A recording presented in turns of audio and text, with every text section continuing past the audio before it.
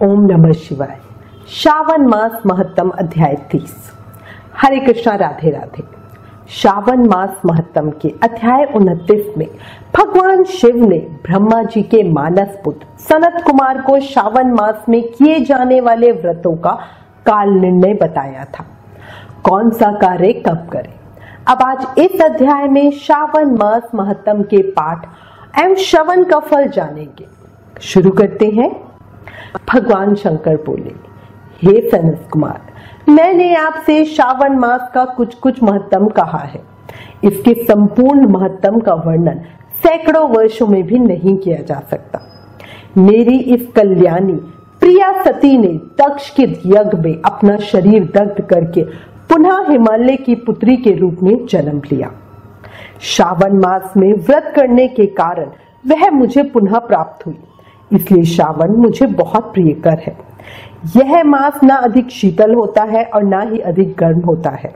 इस श्रावण मास में राजा और प्रजा दोनों को ही अपने शरीर में वैदिक मंत्रों द्वारा सफेद भस्म लगानी चाहिए।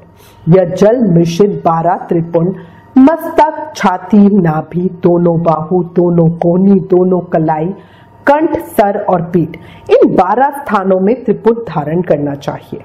मान सतों के मंत्र से अथवा सत योजात आदि मंत्र से अथवा षड अक्षर मंत्र ओम नमः शिवाय से भस्म के द्वारा शरीर को सुशोभित करें और शरीर में 108 रुद्राक्ष धारण करें।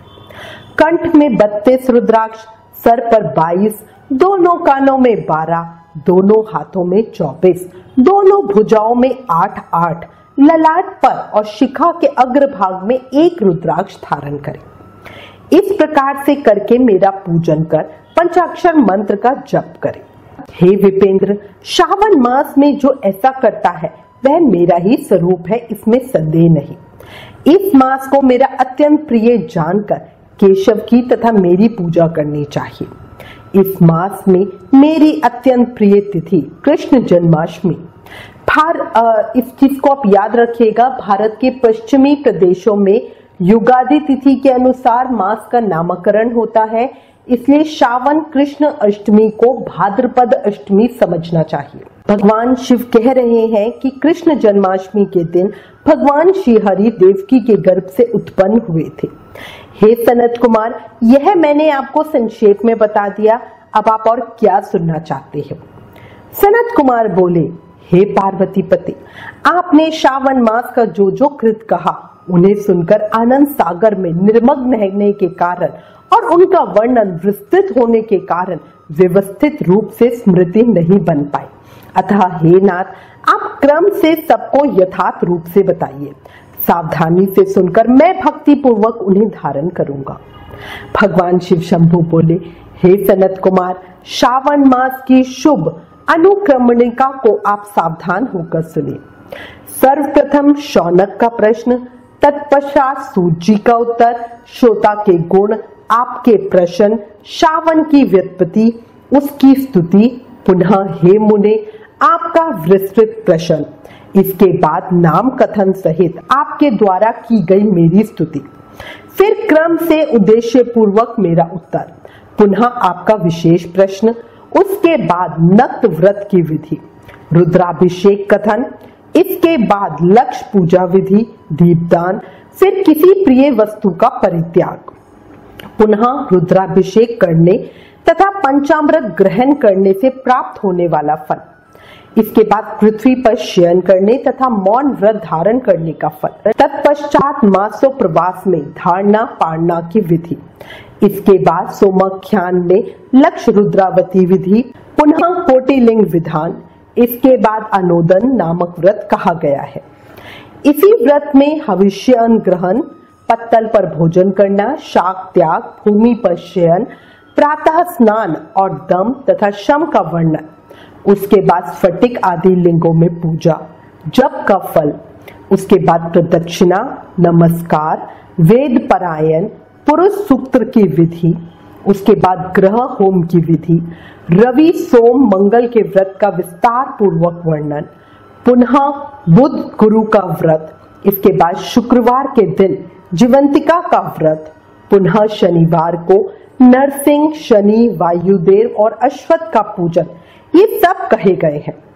उसके बाद रोटक व्रत का महत्तम, आदुंबर व्रत, स्वर्ण गौरी व्रत, दूर्वा गणपति व्रत, पंचमी तिथि में नाग व्रत, षष्ठी तिथि में सुपोदन व्रत, इसके बाद शीतला सप्तमी नामक व्रत, देवी का पवित्र रोपण, इसके बाद दुर्गा कुमारी की पूजा, आशा व्रत, उसके बाद दोनों एकादशियों का व्रत, पुनः श्री हरि का पवित्र रोपण, पुनः त्रयोदशी तिथि को कामदेव की पूजा, उसके बाद शिवजी जी का पवित्र धारण, पुनः उपक्रम, उत्सर्जन तथा श्रावण कर्म, इसका वर्णन किया गया है।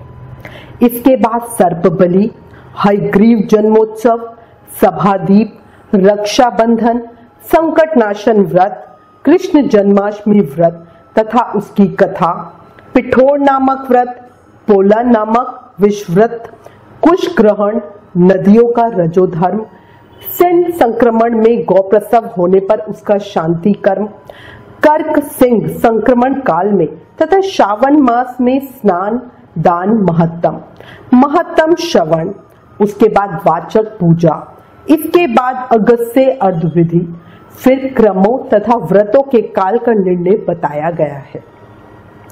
जो श्रावण मास महत्तम का पाठ करता है अथवा इसका श्रवण करता है वह इस मास में किए गए व्रतों का फल प्राप्त करता है। हे सनत कुमार, आप इस शुभ अनुक्रम को अपने हृदय में धारण कीजिए। जो इस अध्याय को तथा श्रावण मास के महत्तम को सुनता है वह उस फल को प्राप्त करता है जो फल सभी व्रतों का होता है। हे विप्रेश, अधिक कहने से क्या लाभ है। श्रावण मास में जो विधान किया गया है उनमें से किसी एक व्रत का भी करने वाला मुझे प्रिय है। सूत जी बोले, हे शौनक, शिवजी जी के अमृतमय इस उत्तम वचन का अपने कर्णपुट से पान करके सनत कुमार आनंदित हुए और कृत हो गए। श्रावण मास की स्तुति करते हुए तथा हृदय में शिवजी जी का स्मरण करते हुए वे देव ऋषि शेष सनत कुमार शंकर जी की आज्ञा लेके चले गए। जिस किसी के समक्ष इस अत्यंत शेष रहस्य को प्रकाशित नहीं करना चाहिए, हे प्रभु, आपकी योग्यता देखकर ही मैंने इसे आपसे कहा है। इस प्रकार शिवस्कंद पुराण के अंतर्गत ईश्वर सनत कुमार संवाद में श्रावण मास महत्तम में अनुक्रमणिका कथन नामक 30वां अध्याय पूर्ण हुआ। इस 30वें अध्याय के सुनने सुनाने से सत्फल की प्राप्ति होती है। बोले सावन महत्तम की जय। हम सभी ने साथ मिलकर सावन मास का ये महत्तम सुना। भगवान शिव शंभू ने अपनी स्वयं की वाणी में इस महत्तम को सनत कुमार से कहा और आपने इस अध्याय में ये भी सुना है कि जो इस महत्तम को नियम से सुना है उसको सावन मास के सभी व्रतों का फल भी मिलेगा। इसी के साथ एक बार जोर से जयकारा लगाइए और बोलिए सावन महत्तम की जय, शिव शंभू की जय, देवाधिदेव महादेव की जय।